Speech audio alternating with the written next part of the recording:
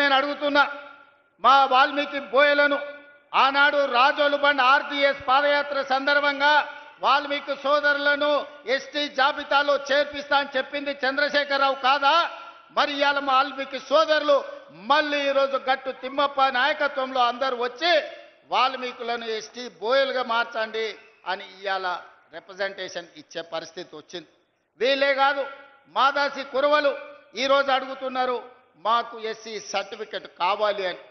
మరి ఇవన్నీ కూడా అలంపూర్, గద్వాల్, కొల్లాపూర్, అచ్చంపేట అడవుల మధ్యనే ఈ నల్లమల ప్రాంతంలోనే ఈ జాతి ఎక్కువ ఉన్నది.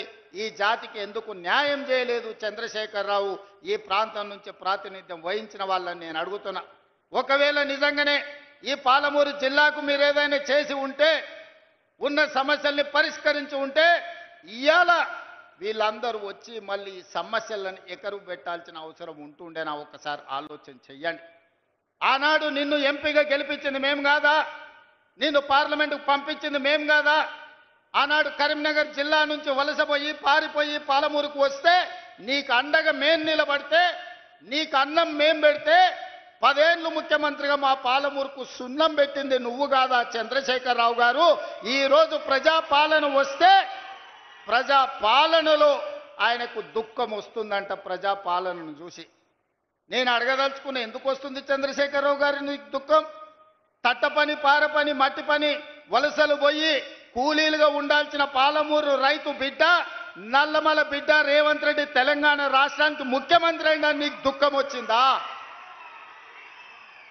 లేకపోతే మా దళితులేమో చెప్పులు కుట్టుకోవాలి, మా యాదవులేమో గొర్రెల్ని పెంచుకోవాలి, మా ముదిరాజు సోదరులు గంగపుత్రులు చేపలు పట్టుకోవాలి, మా గౌడన్నలు ఈదులు గీసుకోవాలని నువ్వు పథకాలు తెస్తే, మేము ఈనాడు మా దళితులు, మా యాదవులు, మా గౌళ్ళు, మా ముదిరాజులు, మా వాల్మీకులు, మా మాదాసి కురువ బోయల పిల్లలు చదువుకోవాలి.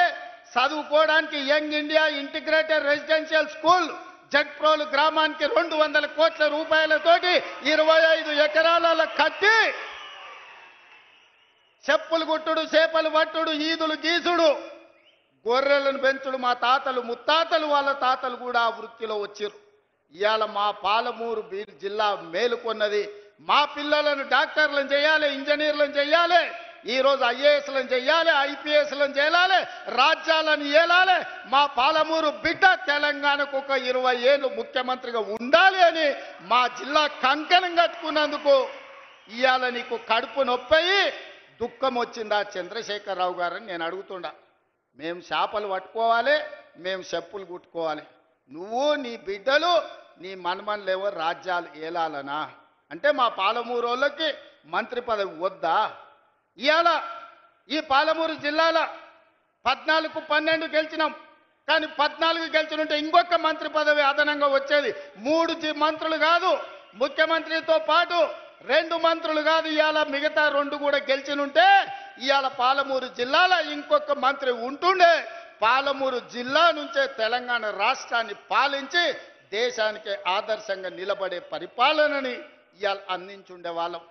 ఎందుకయ్యా నీకు దిక్కం?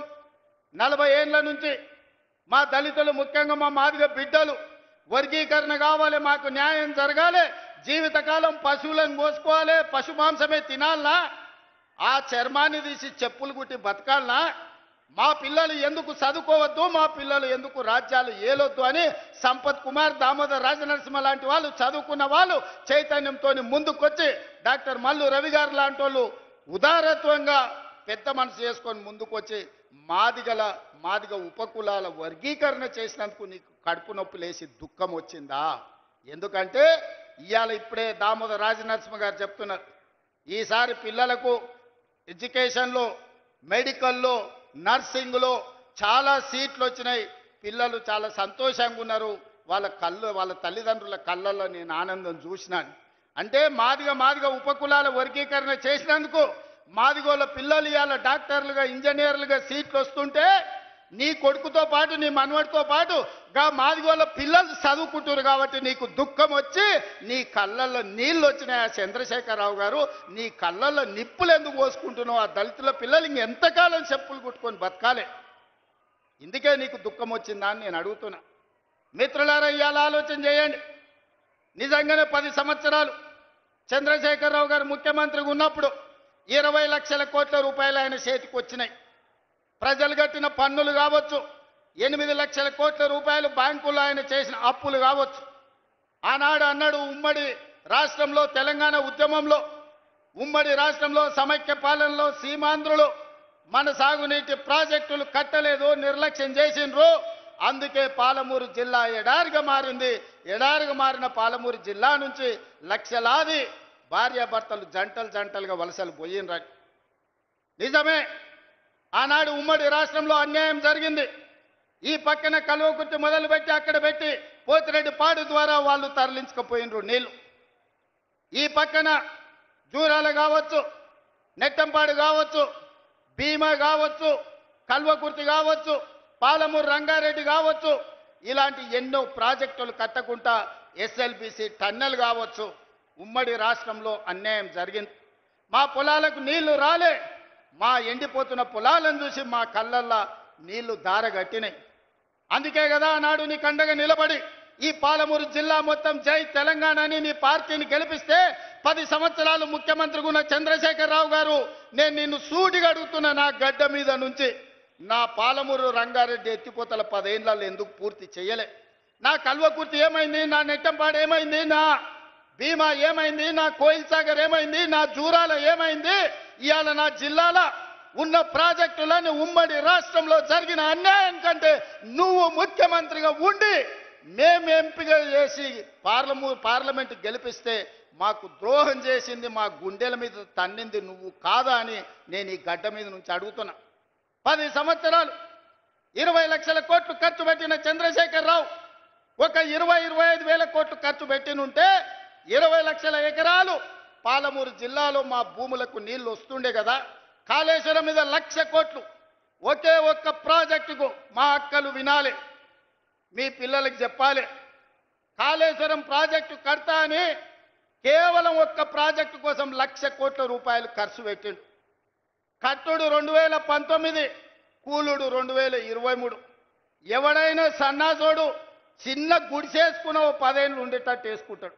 1,00,000 కోట్లు పెట్టి కట్టిన కాళేశ్వరం 3 ఏళ్లలో కూలేశ్వరం అయి కూలిపోయింది. ఆ ఏళ్ళ మేం కట్టిన నాగార్జున సాగర్ చూడు, ఆ ఏళ్ళ మేం కట్టిన శ్రీశైలం చూడు, ఆ ఏళ్ళ మేం కట్టిన జూరాల ప్రాజెక్టు చూడు.